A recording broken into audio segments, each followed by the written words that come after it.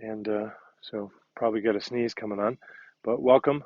Thank you for joining us. This is today's Tàijíquán Tip. And today's tip is to consider the linking of multiple moves, such as we see in a form, such as we see in Tàijíquán, for example, Tàijíquán.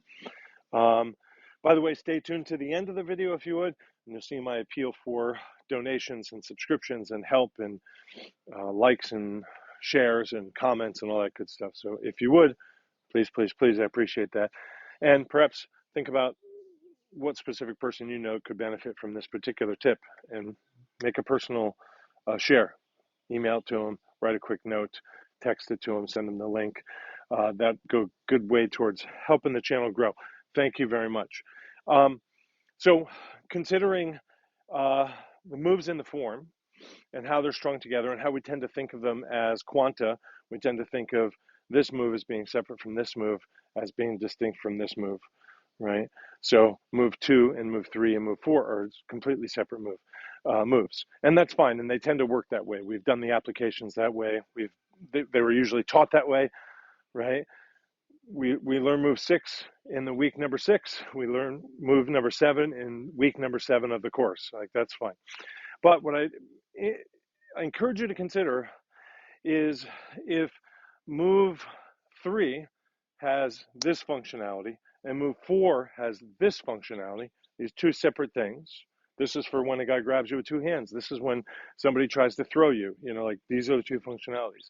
Consider them as one functionality.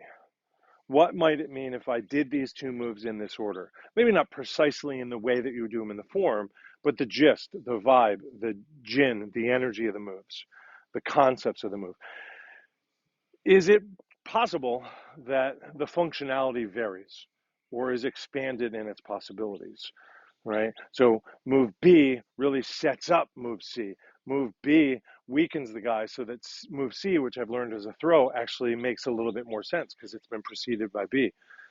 Or maybe move B by itself and move C by itself are two separate things, but when I put them together, I can see a much more sophisticated functionality that's presented by the union of the two moves. So something to consider, and remember, the union of your heart and your mind is what the art needs. So keep loving, keep thinking. Thank you for your support. We're relying on donations now more than ever. Here are all the ways that you can help. Online reviews, sharing videos, commenting, subscribing also help.